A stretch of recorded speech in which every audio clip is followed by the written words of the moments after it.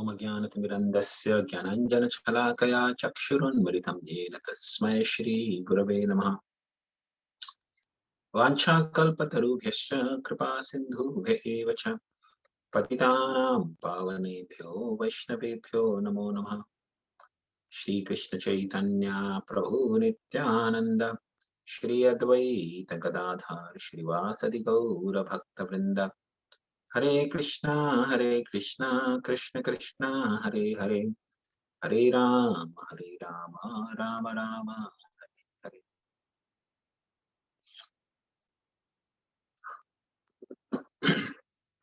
तो पिछले हफ्ते हम लोगों ने चर्चा किया था प्रकृति का सृजन दो तरह के होते हैं, सर्ग और विसर्ग। तो चर्चा कर रहे थे हम लोग ये कैसे होते हैं सर्ग और विसर्ग। किसी को याद है कहां तक हमने चर्चा किया था?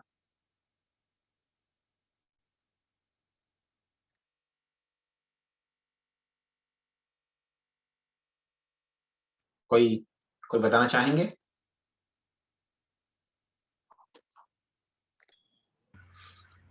दुर्गा जी पालन करता और विष्णु इस पालन करता, देयर इज अ कंट्रोवर्सी। और फिर नारायण के जो बलराम जी का स्वरूप है, उनमें से नारायण का स्वरूप है। We were discussing about that. बहुत अच्छे माता जी। तो हम लोग चर्चा कर रहे थे कि सृष्टि कहाँ पे स्थित है, कैसे उसका निर्माण होता है। हमने चर्चा किया था भगवान श्री कृष्ण वो स्वयं रूप भगवान है। सारे जीवों सबकी स्तोत्र वही है, एकमात्र स्तोत्र वही है। वो सबसे पहले विस्तार करते हैं अपने आप को बलराम के रूप में। बलराम विस्तार करते हैं चतुर्व्यूह चार विष्णु मूर्ति के रूप में, वासुदेव संकर्षण प्रद्युम्न अनिरुद्ध। उस संकर्षण से आता है नारायण का विस्तार रूप, और नारायण अगेन फिर से विस्तारित करते हैं अपने आप को द्वितीय चतुर्व्यूह में, जिसको कहते हैं फिर से वासुदेव संकर्षण प्रद्युम्न अनिरुद्ध। ये जो दूसरे संकर्षण है वहां से भगवान विष्णु का एक और विस्तारित रूप होता है जिसे महाविष्णु कहते हैं।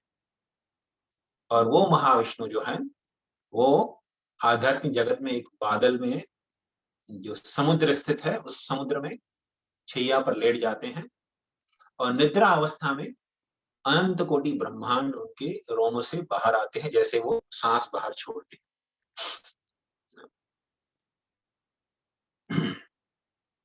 तो आज हम चर्चा करेंगे ये सृष्टि का जो निर्माण होता है, आगे कैसे होता है उसका निर्माण। तो महाविष्णु जो है वो गर्भ समुद्र में लेटे हुए हैं, अपनी शैया पर, अनंत शेष की शैया पर लेटे हुए हैं, निद्रा में है। ब्रह्मा जी अपने ब्रह्म संहिता में एक सुंदर श्लोक लिखे हैं इसके ऊपर। वो कहते हैं यह कारणानव जले भजति स्म योग निद्राम अनंत जगदंड सरोम कूपा आधार शक्तिम अवलंब्य पराम समूर्तिम गोविंदमादि पुरुषम तमाहम भजामि। वो कहते हैं यह कारण मतलब ये जो समुद्र है उसका नाम है कारण। यह कारण अर्णव, अर्णव मतलब समुद्र। जो कारण अर्णव मतलब कारण समुद्र में, यह कारण जले उस जल में, उस पानी में, भजती स्मय, यह कारणानव जले भजती स्म योग निद्रा, योग निद्रा में वो वहां लेटे हुए हैं। और जगदंड से रोम कूप, उनके कूप से, उनके एक एक रोम के शरीर के अंदर जो रोम होते हैं, छोटे छोटे कूप होते हैं।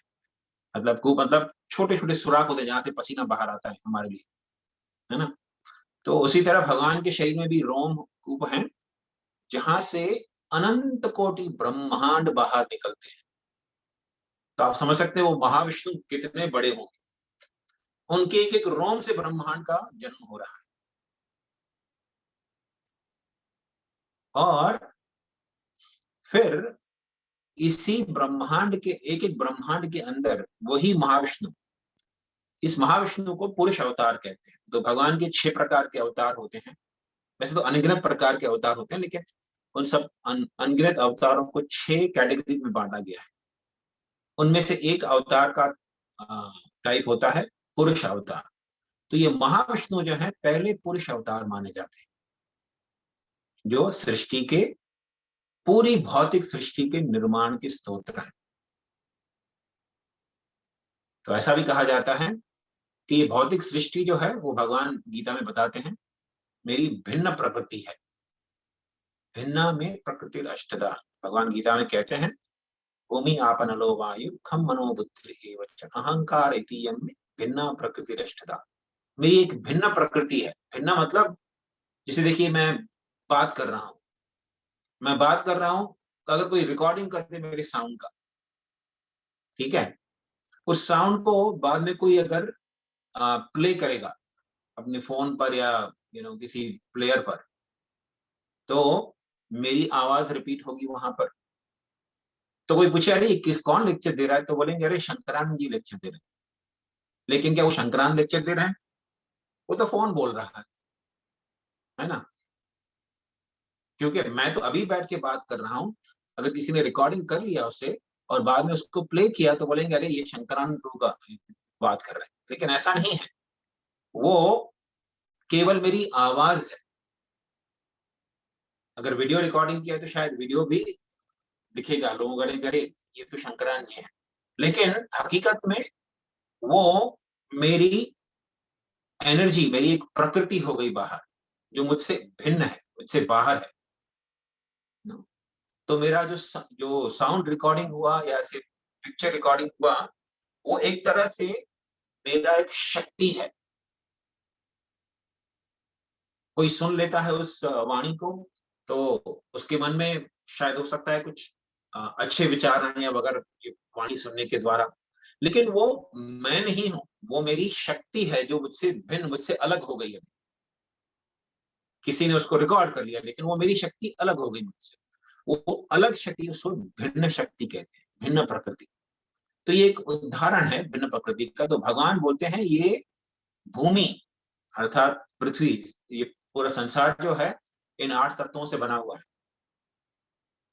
तो भूमि, जल, अग्नि, वायु और आकाश, ये 5 स्थूल तत्व हैं और 3 सूक्ष्म तत्व होते हैं, मन, बुद्धि और अहंकार।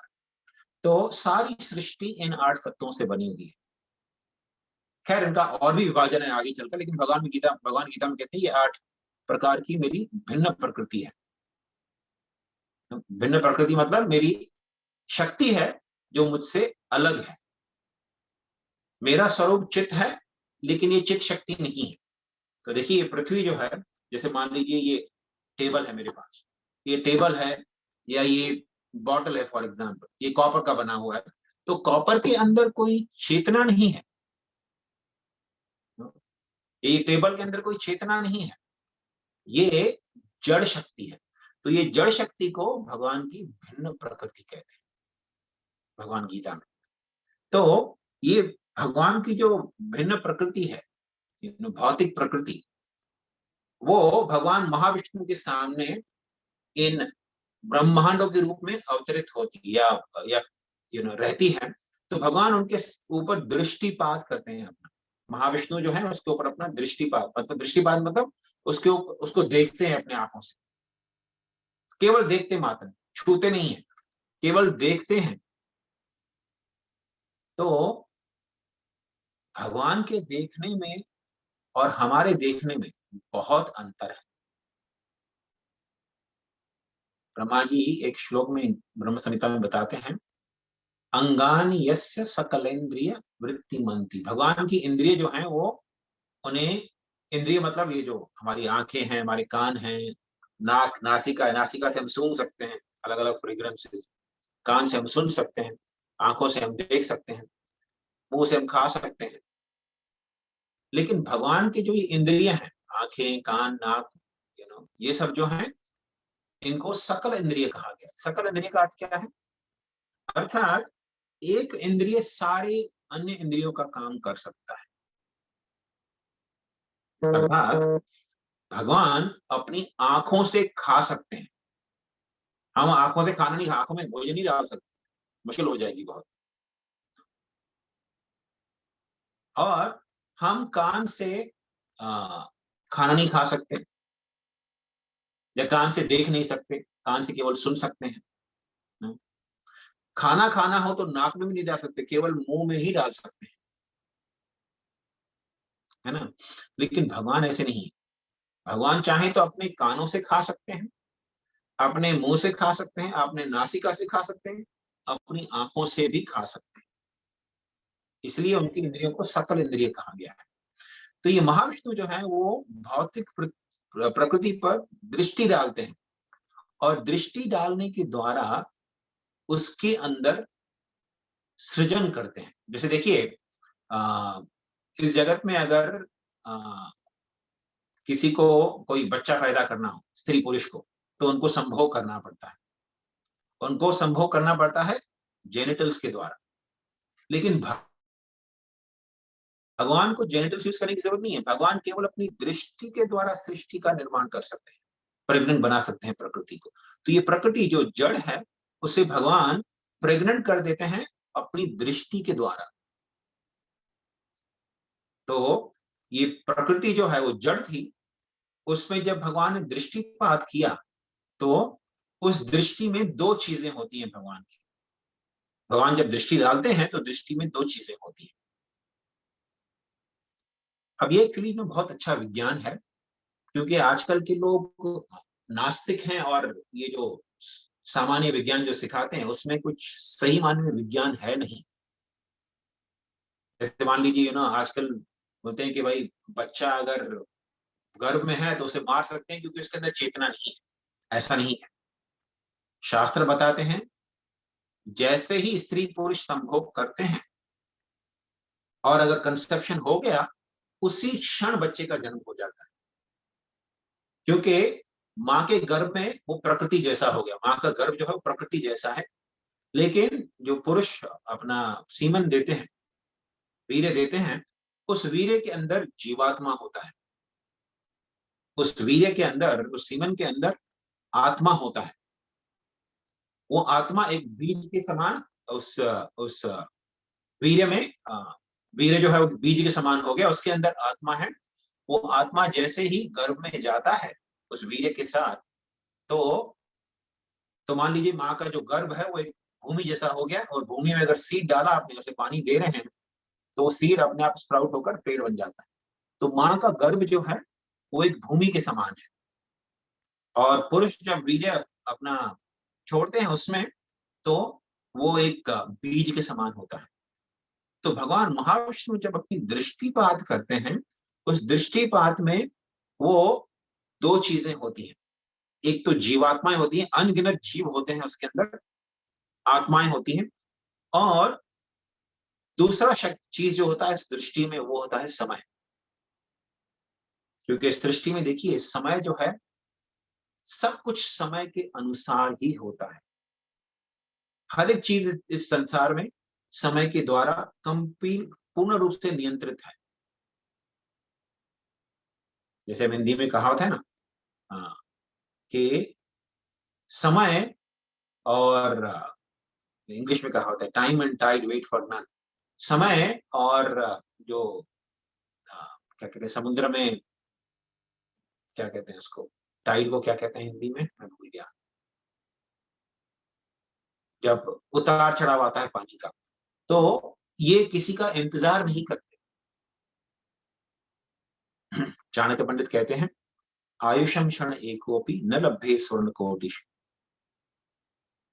आयु का एक क्षण जो है वो आप करोड़ों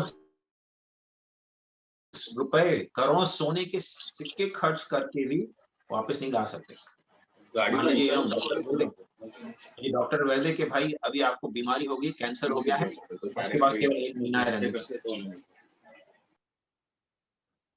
तो अगर मेरे पास केवल 1 महीना है रहने के लिए, मैं डॉक्टर को नहीं बोलता डॉक्टर मैं आपको ना कुछ 2 मिलियन दूंगा, मेरे को 1 साल का टाइम दे दो।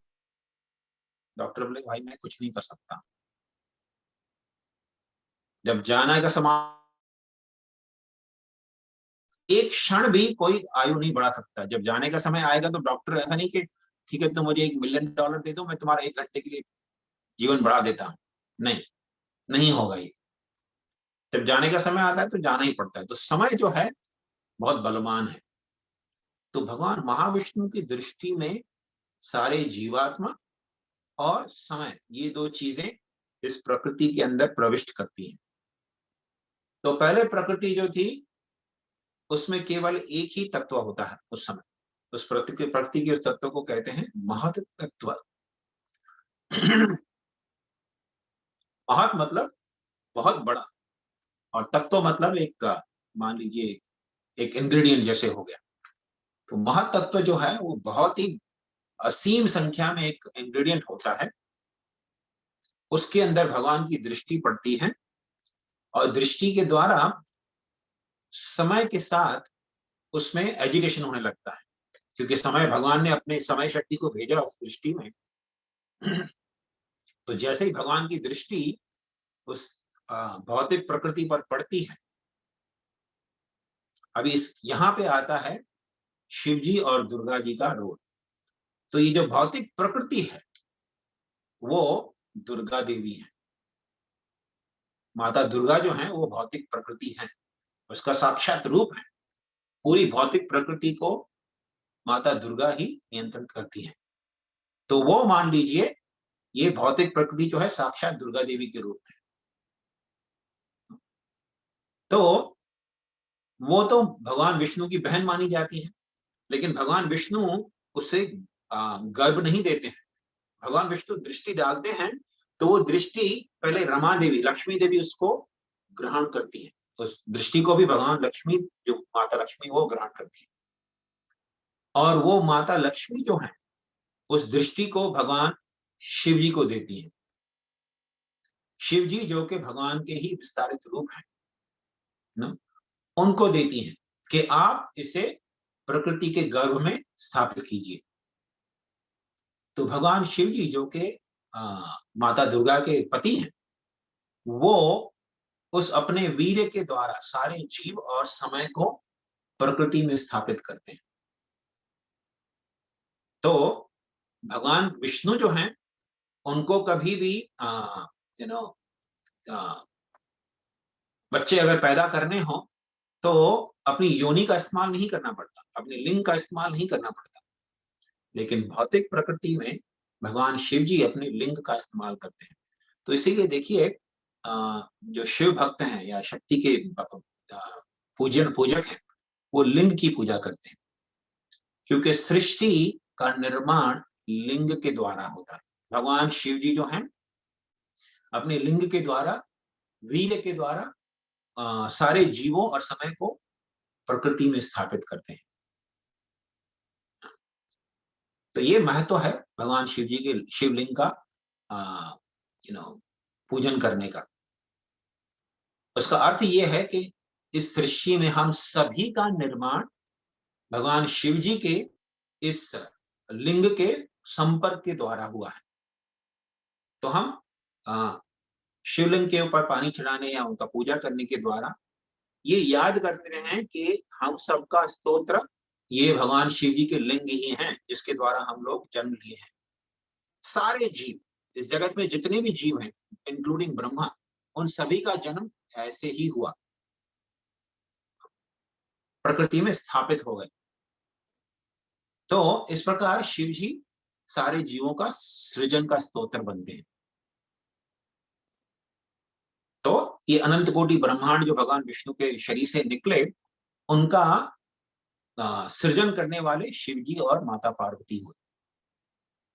वो डायरेक्टली इसका सृजन करते हैं। फिर भगवान महाविष्णु इन अनंत कोटि जो ब्रह्मांड उनके शरीर से निकले हैं, उन सभी ब्रह्मांडों में अपने आप को विस्तारित कर लेते हैं दूसरे पुरुष के रूप में। वो भी विष्णु मूर्ति होते हैं। उस विष्णु मूर्ति का नाम होता है गर्भोदक्षाई विष्णु। तो ये जो गर्भोदक्षाई विष्णु है, वो हर एक ब्रह्मांड के अंदर प्रविष्ट करते हैं। मतलब एक विष्णु नहीं है, अनंत कोटि ब्रह्मांड है, तो अनंत कोटि विष्णु भी उस ब्रह्मांड के अंदर प्रविष्ट करते हैं, और हर एक उस विष्णु का नाम है गर्भोदक्षाई विष्णु। अब उसका ये नाम क्यों है? समझने का प्रयत्न करेंगे। तो ये ब्रह्मांड जो है ये अंडे के समान है और अंडे के अंदर पूर्ण रूप से डार्कनेस होता है, क्योंकि कोई लाइट तो है नहीं, रोशनी तो है नहीं बाहर। यू नो भौतिक जगत में रोशनी है, पूरा भौतिक जगत जो आध्यात्मिक जगत है, भगवान का जो धाम है, वहां पर रोशनी है। जो भगवान कृष्ण के शरीर से रोशनी निकलती है वो पूरे आध्यात्मिक जगत को प्रकाशमय कर बना देती है। उस ज्योति को ब्रह्म ज्योति भी कहते हैं। लेकिन वो ब्रह्म ज्योति जो है वो इन ब्रह्मांडों के अंदर नहीं आ पाती, क्योंकि ब्रह्मांड जो है वो अंडे के शेप में है। अंडा मतलब उसका बाहर का शेल है, तो अंदर कुछ रोशनी नहीं होता, पूरा अंधकार होता है। लेकिन भगवान विष्णु का शरीर जो है वो भी भगवान कृष्ण के शरीर की तरह दिव्य प्रकाश में होता है। तो भगवान विष्णु के प्रकाश से पूरा ब्रह्मांड जो है वो प्रज्वलित हो उठता है।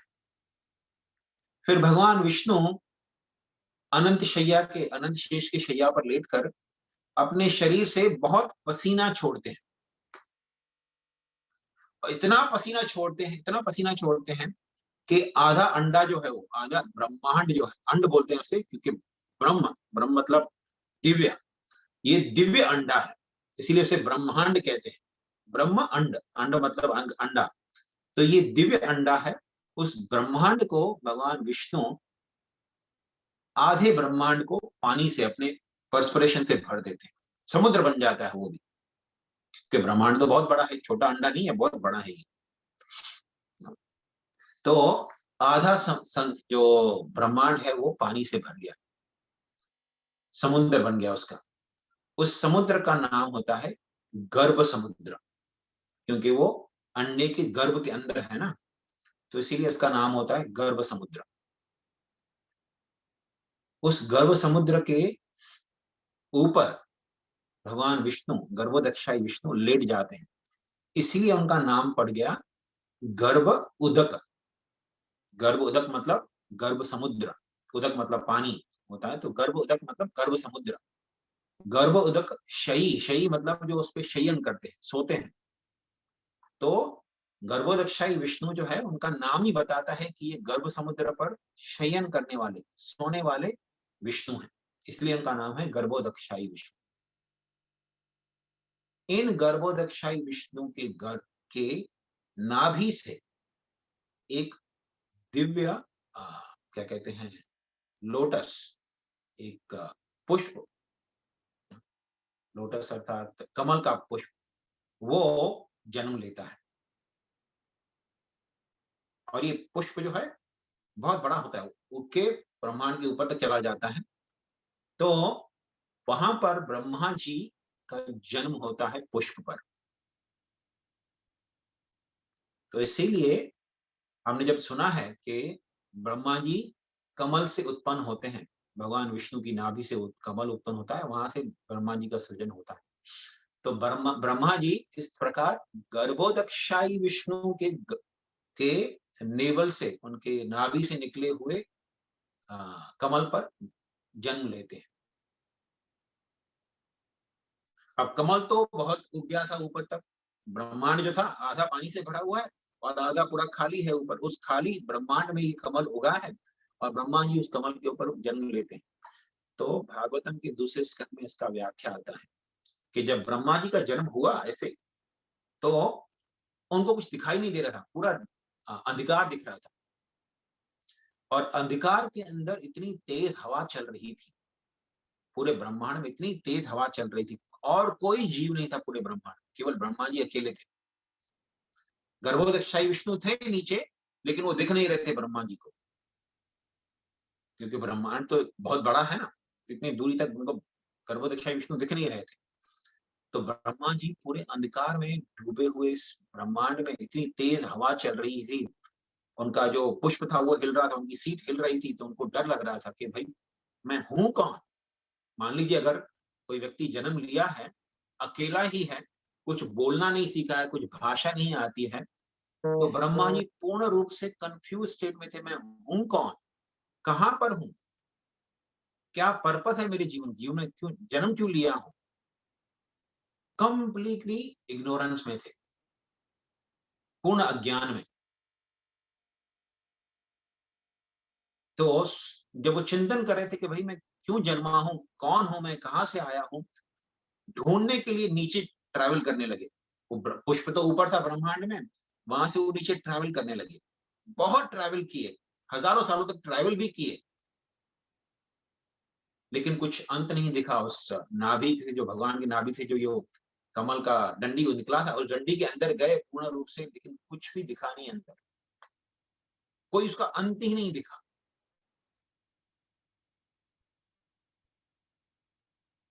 तो ब्रह्मा जी वापस कमल के ऊपर आ गए और बहुत ही दुखी थे कि अभी मैं क्या करूं, क्या करना चाहिए मुझे।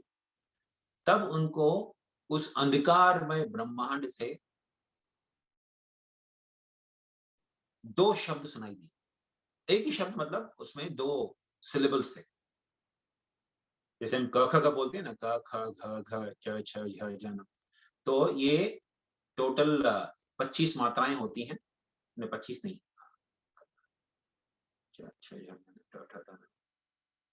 टोटल आई थिंक कुछ 31 मात्राएं होती हैं। तो उन्होंने 16वां और 21वां शब्द सुना।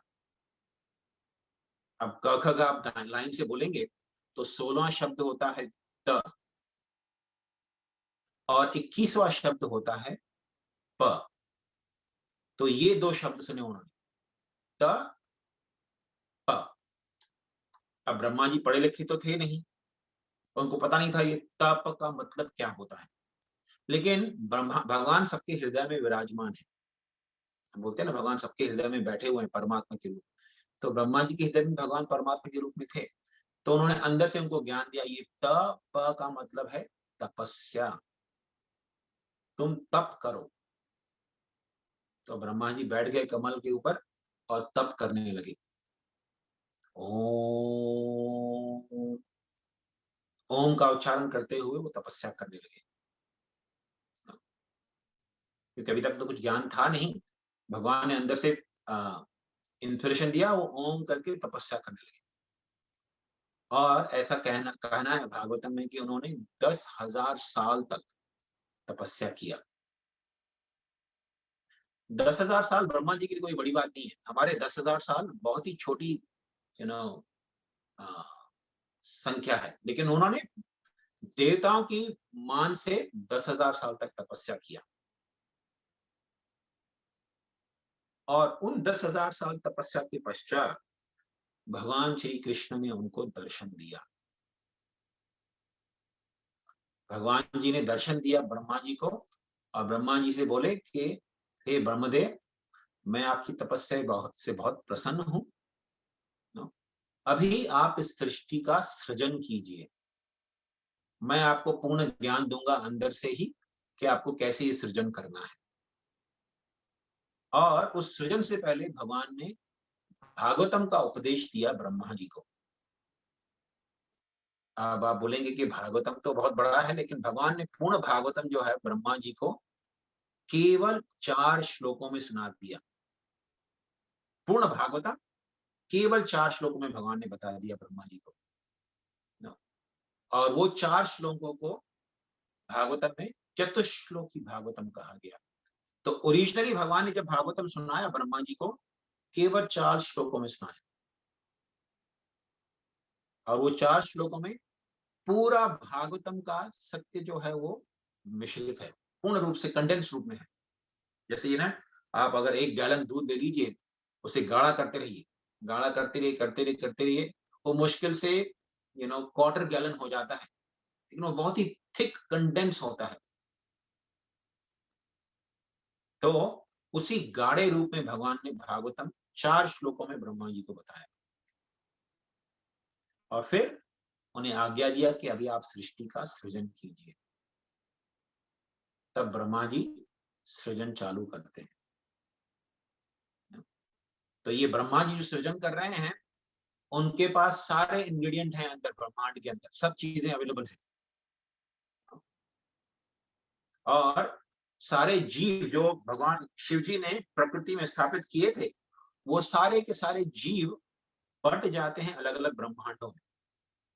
जो महाविष्णु ने दृष्टिपात किया था, अपने दृष्टि के द्वारा सारे जीवों को समय के अपनी समय शक्ति के साथ मिश्रित करके रमा देवी को दिया, रमा देवी ने शंभू जी को दिया, भगवान शंभू ने उसे प्रकृति के गर्भ में स्थापित किया।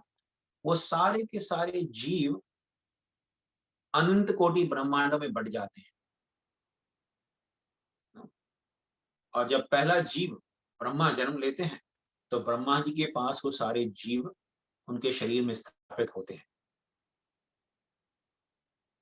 जैसे देखिए इस सृष्टि में भी अगर इस जगत में भी देखते हैं हम लोग, है ना, कि पिता एक पुरुष जो है जब स्त्री के गर्भ में वीर्य छोड़ते हैं तो मतलब वो जो वीर्य था वो पुरुष के शरीर में था पहले, वो जीवात्मा जो था उस पुरुष के शरीर में शरण लिया हुआ था।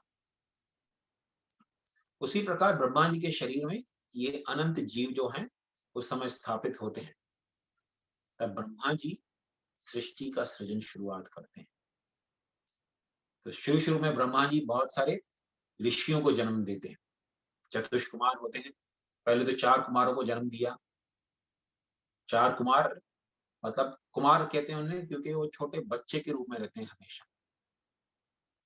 तो 4 कुमारों को जन्म दिया भगवान ब्रह्मा जी ने और उन्हें आज्ञा दिया कि बेटा आप लोग भी मेरी तरह सृष्टि करो, शादी कर लो और सृष्टि करो। तो वो बच्चे बोले कि भाई हमें तो शादी वादी नहीं करनी, हम तो केवल भगवान का भजन करेंगे, हमें शादी में कोई रुचि नहीं है। तो ब्रह्मा जी को क्रोध आ गया।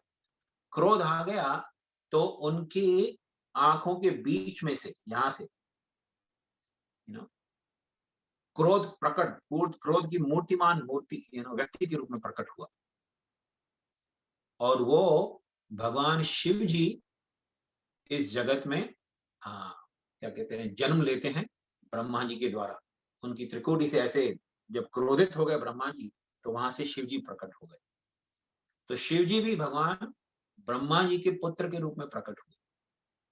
लेकिन शिव जी ब्रह्मा जी के पिता हैं ओरिजिनल। अब कोई बोलेगा ये कैसे संभव है भाई, शिव जी ने तो भगवान ब्रह्मा के वैसे मस्तक से जन्म लिया है तो वो उनके पिता कैसे हो गए। जैसे भगवान श्री कृष्ण भगवान है, सारी सृष्टि के स्वामी है, स्वरम परम पिता है, लेकिन फिर भी वो यशोदा माई और नंद महाराज के यहाँ जन्म लेते हैं। तो उसका मतलब ये नहीं कि नंद महाराज यशोदा जो है वो भगवान के माता पिता हैं। हाँ, माता पिता का रोल जरूर करते हैं वो लोग, लेकिन नंद महाराज, यशोदा माई, वसुदेव, देवकी वो सब भगवान के अंश हैं, भगवान के ही बच्चे हैं वो। लेकिन भगवान प्रेमवश उन्हें अपने माता पिता के रूप में स्वीकार करते हुए उनसे जन्म लेते हैं इस जगत में। तो उसी प्रकार ब्रह्मा जी के आंखों के बीच से भगवान शिव जी का जन्म हुआ। इसका मतलब ये नहीं कि शिव जी का जो पोजीशन है वो ब्रह्मा जी के अधीन है, नहीं। शिव जी फिर भी जगत पिता है, वो ब्रह्मा जी के भी पिता हैं, लेकिन इस जगत में वो ब्रह्मा जी को अपने पिता के रूप में स्वीकार करते हैं। फिर अनंत अनंत अनंत अलग अलग योनियों से ब्रह्मा जी अलग अलग ऋषियों को, मुनियों को जन्म देने लगे। उनके शरीर से उनके मन से उन्होंने नारद मुनि को जन्म दिया। इसलिए नारद मुनि को ब्रह्मा जी का मानस पुत्र माना जाता है। तो इस प्रकार ब्रह्मा जी सृष्टि करने लगे और इसका बहुत ही सुंदर और डिटेल में व्याख्या किया गया है भागवत में कि ब्रह्मा जी ने कैसे अलग अलग जीवों का सृजन किया।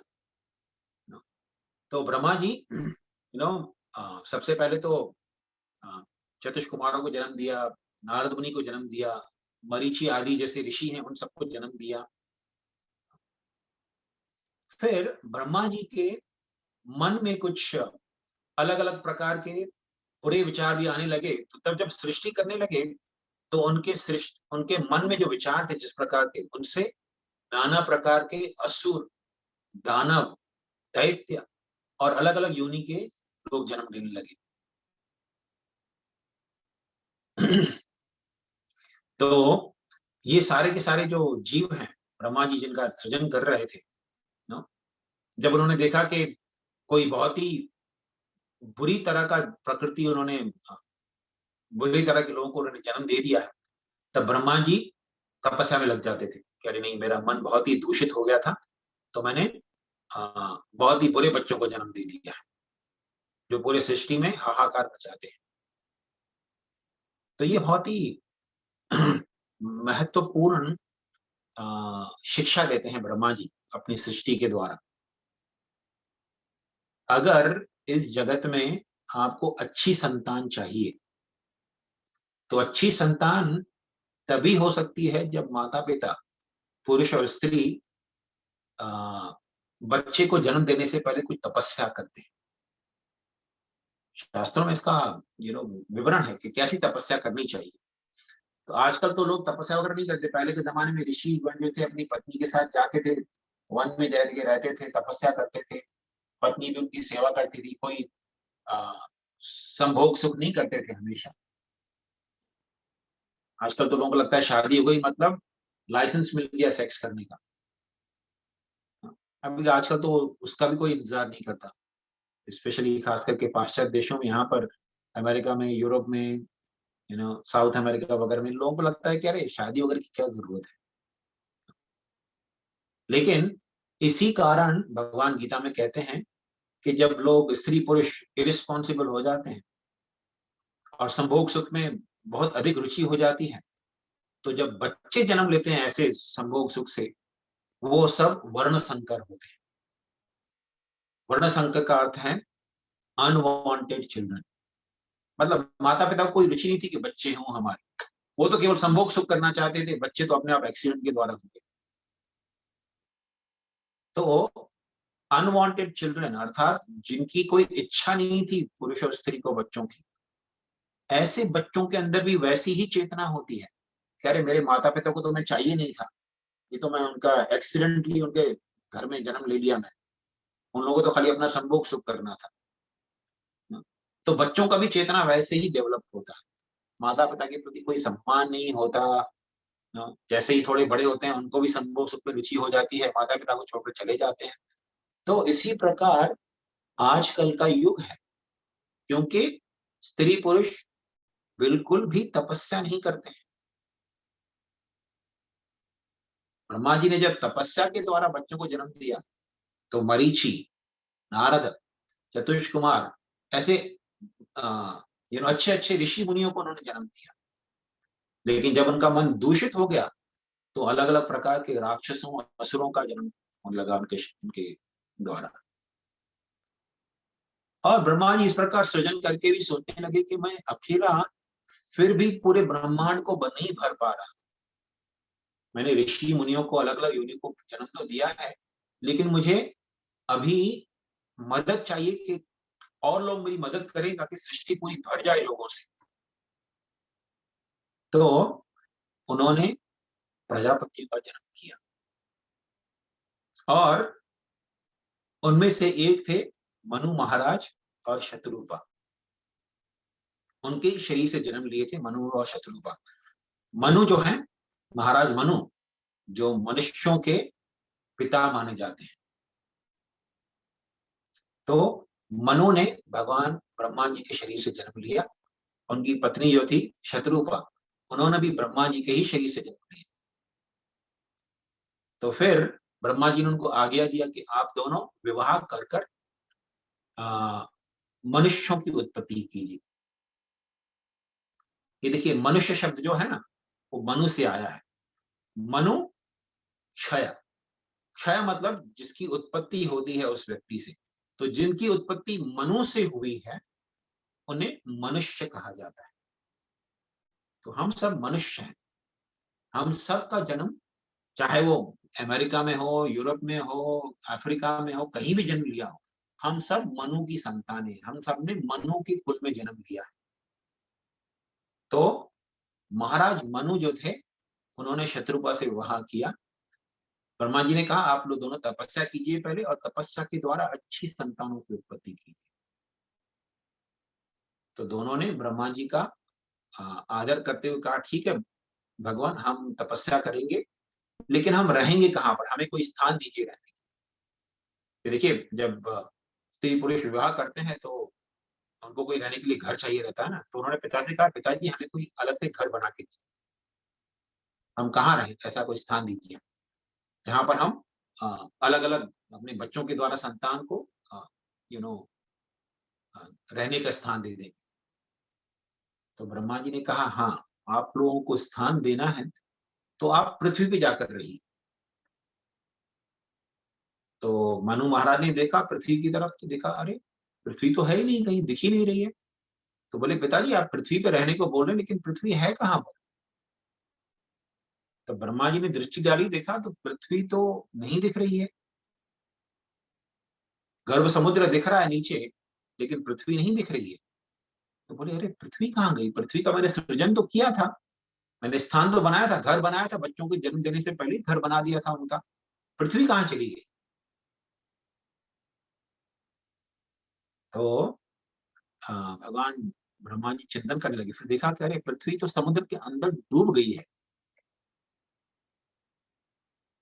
तो ब्रह्मा जी सोचने लगे कि अभी ये तो समुद्र के अंदर डूब गई, गर्भ समुद्र के अंदर डूब गई है, इसे मैं कैसे निकालूं? तो ये चिंतन कर रहे थे ब्रह्मा जी। तो तभी उनकी नासिका से एक छोटा सा प्राणी उत्पन्न हुआ। उनकी नासिका से एक प्राणी प्रकट हुआ। ब्रह्मा जी ने उनको जन्म नहीं दिया, ब्रह्मा जी कोई इच्छा नहीं था कि मैं किसी प्राणी को जन्म दूं। अपने आप ही उनकी नासिका से एक प्राणी प्रकट हुआ, जो शूकर के रूप में था, सुअर के रूप में था। छोटा सा, इतना, जो अंगूठे का जो अगला भाग है उतने उतने साइज का एक, जैसे नाक में डालते हैं ना अंगूठा कभी कभी या उंगली डालते हैं, तो उतनी ही साइज का एक सुअर, सुकर उनके नाक से निकला और हवा में खड़े हो गया भगवान ब्रह्मा जी के साथ।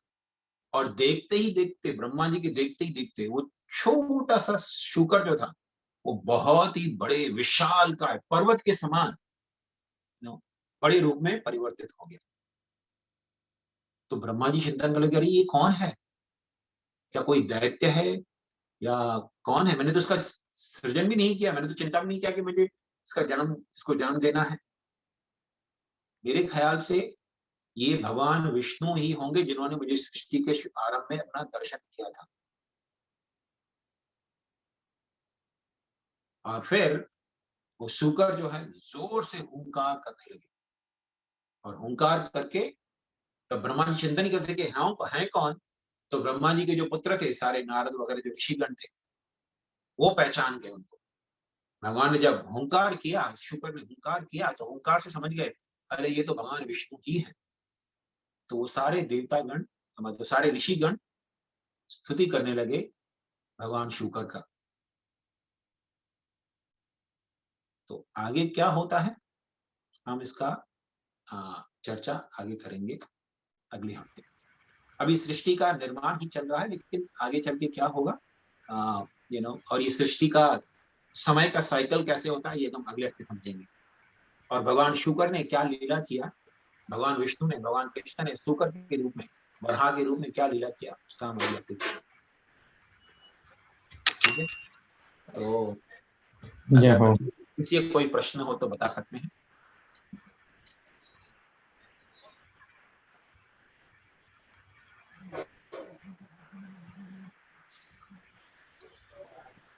ठीक है, अगर कोई प्रश्न वगैरह नहीं है तो हम यहाँ पर विराम दे सकते हैं। आई होप सबको समझ में। आज ये जो थोड़े पिछले 2-3 हफ्ते के लेक्चर थे थोड़े टेक्निकल थे, लेकिन अभी धीरे धीरे भगवान की लीलाएं, भगवान के भक्तों की लीलाएं आने लगेंगी।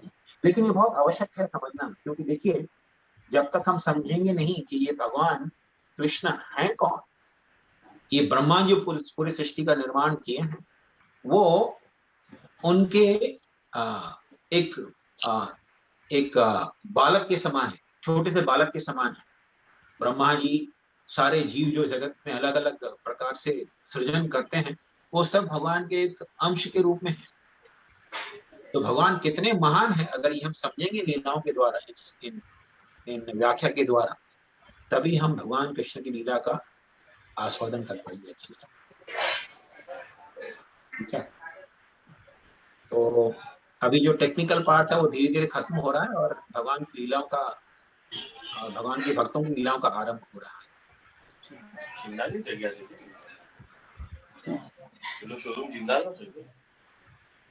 ठीक है, अभी हम यहाँ हरे पर विराम कृष्ण दें। बापू जी। हरे कृष्णा माता जी। हरे कृष्णा। हरे कृष्णा। हरे कृष्ण बापू जी। Hare Krishna. Okay, thank you प्रभु जी। यस यस, मेरे पास एक प्रश्न था मगर अभी टाइम नहीं है, तो अगली बार करेंगे इसको। होली कर सकते हैं, प्रश्न चाहिए तो मेरे पास तो समय है, अगर आप लोगों के पास समय है तो। प्रभु एक तपस्या के बारे में प्रश्न था। हाँ हाँ,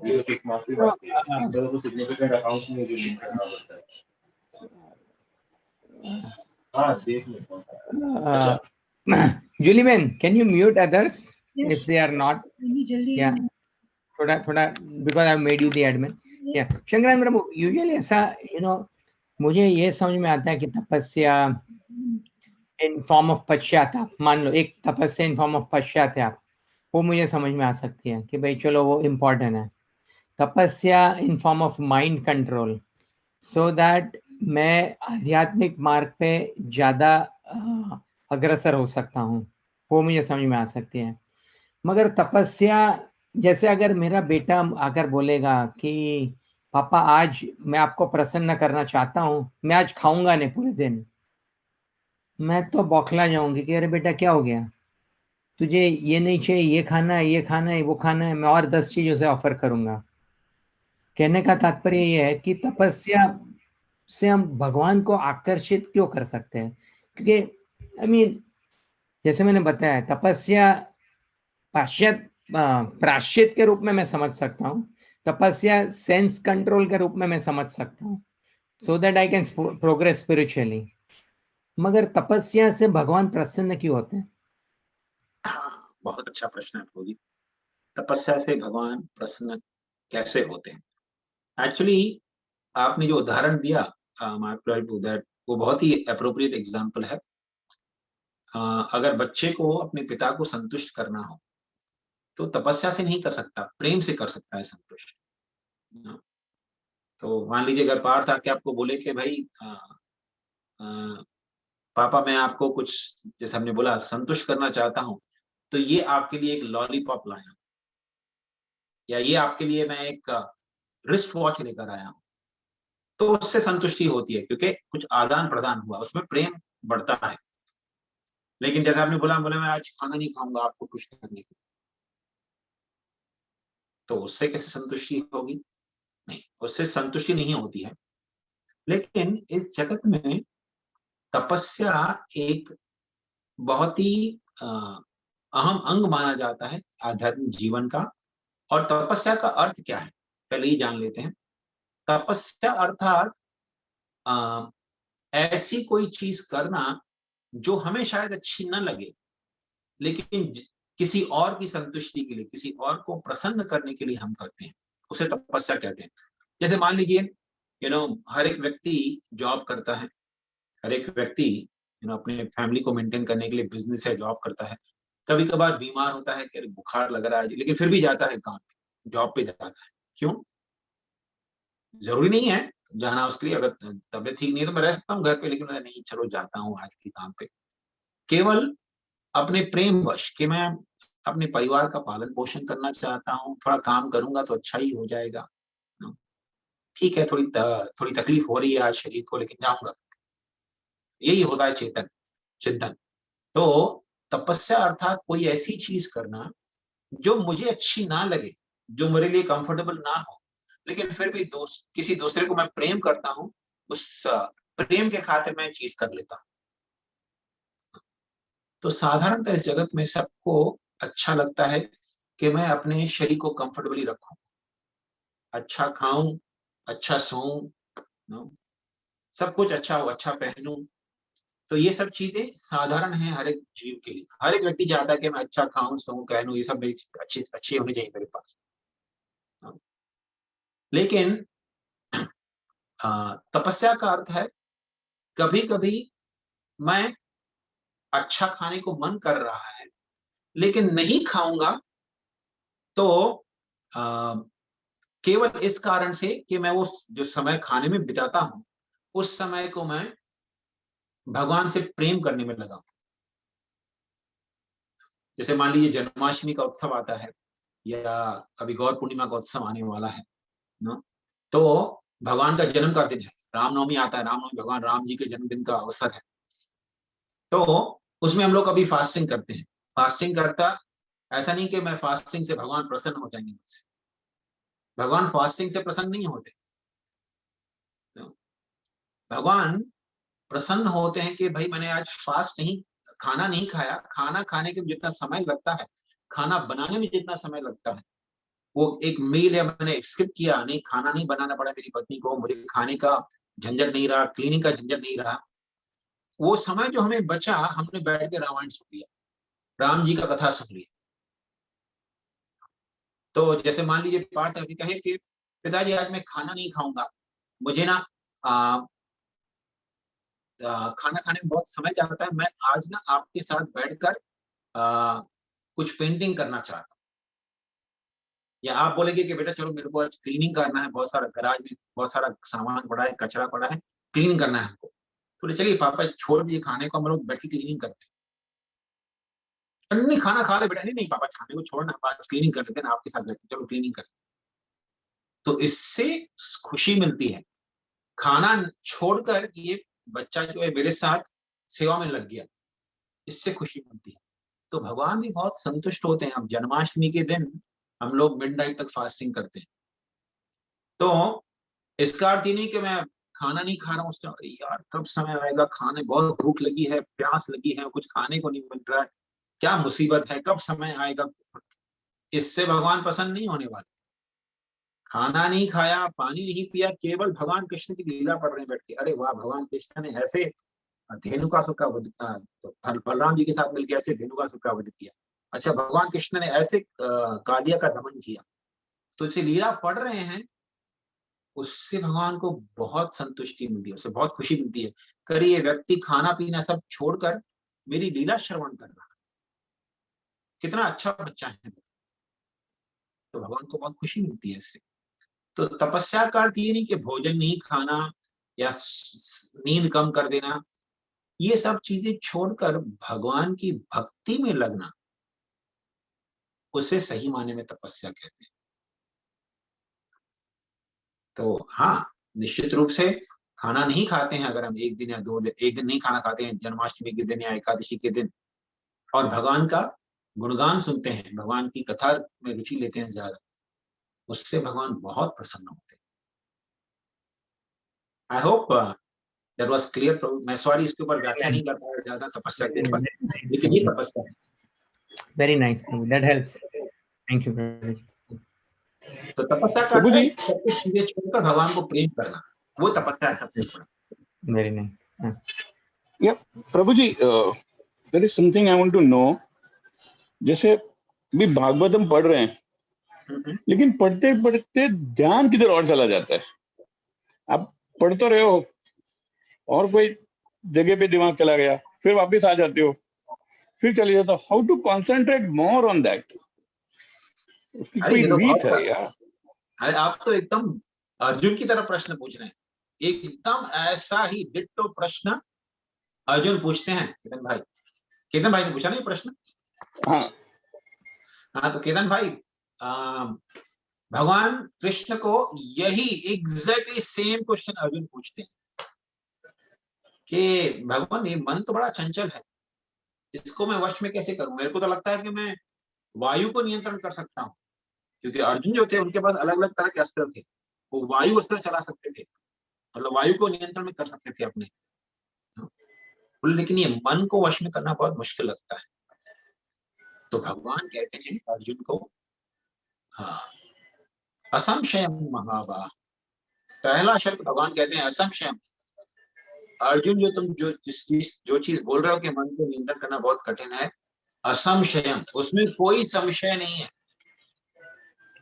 असंशयम महाबाहु मनो दुर्निग्रहम चलो, मन को वश में करना, निग्रह में करना बहुत ही मुश्किल है। दुर्निग्रह, इस संसार में सबसे अधिक और सबसे कठिन कार्य जो है वो है मन को नियंत्रण में करना। चांद पर जाना, अलग अलग चीजें करना, ये कोई भी कठिन कार्य नहीं है। सबसे कठिन कार्य है इस जगत में, अगर कोई कठिन कार्य है तो वह मन को नियंत्रण करना। तो भगवान गीता में बताते हैं कैसे मन को नियंत्रण कर सकते हैं। यतो यतो निश्चलति मनश्चंचलम अस्थिरम। भगवान कहते हैं अर्जुन, मन की दो बहुत ही पिक्यूलर क्वालिटीज हैं। यतो यतो निश्चलति मनश्चंचलम अस्थिरम। मन एक चंचल है। चंचल अर्थात, अब जो कोई बच्चे को बोलते हैं ना, बच्चा बहुत चंचल है, मतलब बच्चे को बोला यहाँ बैठ जा भाई, मुश्किल से 1 मिनट भी नहीं गुजरा कि उठ के चला जाएगा। इसे चंचल कहते हैं, है ना। चंचल और अस्थिर। स्थिर मतलब एक जगह पर स्थित होके बैठ जाना। अस्थिर, अस्थिर मतलब एक जगह पर टिक ही नहीं सकता मन। चंचल है और अस्थिर है।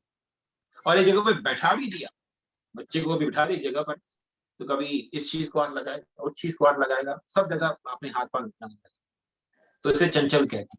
तो चंचल और अस्थिर, ये तो मन के गुण है। तो भगवान कहते हैं यतो यतो निश्चलति। जैसे ही मन भटकता है अपनी चंचलता और अस्थिरता के कारण, अस्थिर होने के कारण, चंचल होने के कारण मन कहीं भटकता है, तो क्या करना है?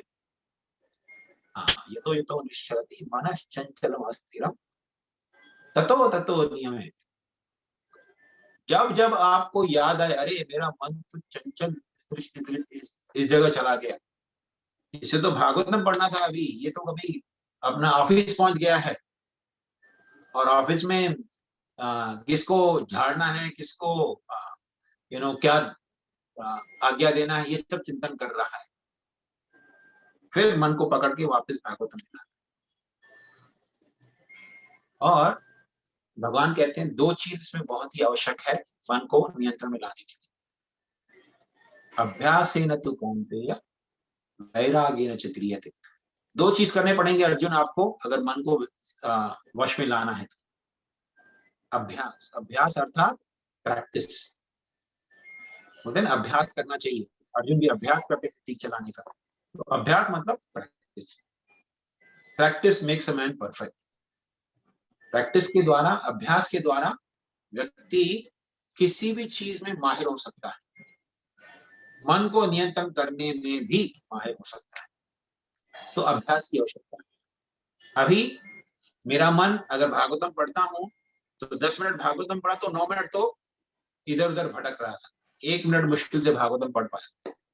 अगले दिन 10 मिनट पढ़ूंगा, हो सकता है फिर से 9 मिनट चंचल ही रहा, 1 मिनट मुश्किल से पढ़ पाया। तीसरे दिन पढ़ूंगा, हो सकता है शायद 9.5 मिनट इधर उधर भटकता रहा, खाली आधा मिनट ही पढ़ पाए। लेकिन अगर मैं 1 महीना पढ़ रहा हूँ रोज 10 मिनट के लिए भागवतम, तो 1 महीने के बाद आप देखेंगे 1 मिनट से 1.5 मिनट हो गया कंसंट्रेशन। 6 महीने पढ़ेंगे तो 1 मिनट से 3 मिनट तक पहुंच जाएंगे कंसंट्रेशन। अगर रोज पढ़ेंगे तो अभ्यास बहुत आवश्यक है। तो अभ्यास के द्वारा व्यक्ति किसी भी चीज में माहिर हो सकता है। तो अभ्यास आवश्यक है। मन को नियंत्रण में करने के लिए अभ्यास आवश्यक है। तो जब जब हमको रियलाइज हुआ कि मेरा मन इधर उधर भटक गया, तो अभ्यास के द्वारा उसे वापस उसी चीज में लगाना, भागवतम पढ़ने में लगाना। और वैराग्य, वैराग्य मतलब ऐसी चीजों से वैराग्य करना जो हमारे मन को नियंत्रण करने में कठिनाई उत्पन्न करती है। अब जैसे मान लीजिए मैं स्टॉक मार्केट में इन्वेस्ट कर रहा हूँ, रोज स्टॉक मार्केट में जाके मैं इन्वेस्ट करता हूँ और खरीदता हूँ बेचता हूँ, खरीदता हूँ बेचता हूँ, ठीक है। तो अगर मैं ऐसे कार्य में लगा हुआ हूँ और भागवतम पढ़ रहा हूँ, अरे इसका प्राइस बढ़ गया, अरे इसका प्राइस कम हो गया, तो मन बहुत ही विचलित रहेगा। हमेशा देखता है, अरे मेरा स्टॉक का प्राइस कहाँ जा रहा है, कहाँ जा रहा है, कहाँ जा रहा है, ऊपर हुआ नीचे हुआ। एक मिनट के लिए शांति नहीं मिलेगी। और जब 5 बजे स्टॉक मार्केट बंद हो गया, फिर भी चिंता लगी, अरे यार कल पता नहीं क्या होगा, मेरे स्टॉक का प्राइस तो कम हो गया, अभी कल तो इतना नुकसान हो गया ऑलरेडी, कल पता नहीं क्या होने वाला है। तो ऐसी चीजें जो हमारे मन को अत्यधिक व्यथित कर देती है, एजिटेट कर देती हैं हमारे मन को, बहुत हिला जुला देती हैं, ऐसी चीजों से दूर रहना है। जुआ खेलना, शराब इत्यादि का सेवन करना, ये सब चीजें जो है हमारे मन को बहुत ही एजिटेट कर देती है। तो ऐसी चीजों से दूर रहना। 4 चीजें बताई गई शास्त्रों में जो हमारे मन को बहुत एजिटेट करती है। मांसाहार, मांस खाने से जो पशु के, जैसा कहा जाता है कि पशु को जब गला काटते हैं मारने के लिए, तो पशु के अंदर अत्यधिक भय होता है, कह मैं मुझे मारा जा रहा है, तो बहुत है। तो भय जो है उसके पूरे शरीर में एक तरह का एनर्जी पैदा कर लेता है, पूरा शरीर जो है भय से भरा पूरा रहता है। जब पशु मर जाता है तो उसका मरा हुआ शरीर जो है, जिसे लोग नॉनवेज के रूप में इस्तेमाल करते हैं खाने के लिए, वो मरा हुआ शरीर जो है पूरा का पूरा भय से भरा रहता है। तो जो व्यक्ति मांसाहार करते हैं वो भय का भी निवाला खाते हैं अपने मन, और धीरे धीरे उनका मन भी भय से भरने लगता है। वो जो पशु का जो भय का इमोशन था वो हमारे अंदर भी बैठ जाता है। तो जो लोग मांसाहार करते हैं उनको अत्यधिक भय रहता है। बाहर से लोग अरे ये तो इतना, खास करके आर्मी में लोग जो निर्भय होकर जंग करते हैं वो तो नॉनवेज खाते हैं, तो आप बोलेंगे अरे ये कैसे बोल रहे हो कि आप, इनको भय रहता है हमेशा। जिस व्यक्ति को भय रहता है वही व्यक्ति अत्यधिक एग्रेसिव होता है, अपने बचाव के लिए बहुत एग्रेसिव रहता है। तो इसीलिए मांसाहार करने से व्यक्ति का मन बहुत ही व्यथित हो जाता है। उसी प्रकार अगर कोई व्यक्ति जुआ खेलता है, जैसे मैंने बोला स्टॉक मार्केट भी जुआ के समान ही है। जुआ खेल रहे हो तो मन अरे जीतूंगा जीतूंगा हारूंगा जीतूंगा हारूंगा, यही चिंतन लगा रहेगा मन। जुआ खेलना, शराब इत्यादि का सेवन करना, शराब का सेवन करने से तो गाड़ी कंट्रोल नहीं होती, मन कहाँ से कंट्रोल होगा, है ना। DUI तो यहाँ पे क्राइम माना जाता है। अगर आपको एक बार पकड़ा, 2 बार पकड़ा तो आपका लाइसेंस जब्त हो गया, आपको लाइसेंस ही नहीं देंगे, फिर गाड़ी चला ही नहीं सकते हो आप, है ना। तो शराब पीने से जब गाड़ी नियंत्रण नहीं होती तो मन कहाँ से नियंत्रण होगा। तो बिल्कुल इसका सेवन वर्जित है। इसी प्रकार कोई व्यक्ति विवाह के बाहर कोई अफेयर रखता है किसी के साथ, तो हम समझ सकते हैं कितना मन चंचल रहेगा, कितना टेंशन रहेगा, अरे कभी पकड़ा नहीं जाऊं, अभी कुछ हो नहीं जाए ना, बहुत टेंशन लगा रहेगा व्यक्ति को। तो ये 4 चीजों को बताया गया है, शराब सेवन, जुआ खेलना, मांसाहार करना और व्यभिचार करना, पर स्त्री या पर पुरुष का संग करना, ये चीजें मन को बहुत व्यथित करती हैं। तो भगवान कहते हैं ये 2 चीजें करनी है, अभ्यास करना है मन को नियंत्रण में करने का, और वैराग्य, ऐसी चीजों से दूर रहना है जो हमारे मन को बहुत ही एजिटेट करती है। तो ये 2 चीजों के द्वारा हम धीरे धीरे सफलता पा लेंगे भागवतम में एब्जॉर्ब होने का। हाँ, प्रयास करना पड़ेगा धीरे धीरे, जब जब रियलाइज हो कि मेरा मन भटक रहा है तो वापस लाना है।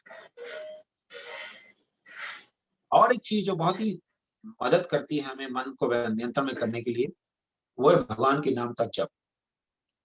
अगर आप नियमित रूप से भगवान के नाम का जप करेंगे, हरे कृष्ण महामंत्र का खास करके, तो वो मन को नियंत्रण में करने में बहुत मदद करता है। आई होप ये मेक सेंस केतन भाई। वेरी मच इसको लाना पड़ता है वापस, एवरी फ्यू मिनट्स वापस लाना पड़ता है। हाँ, मन को लाना तो पड़ता है। ठीक है, बढ़िया बढ़िया। बहुत बहुत धन्यवाद। Okay, Prabhuji. Thank you so much. Goswami ji, welcome. Siddheshwar Goswami, thank you for joining.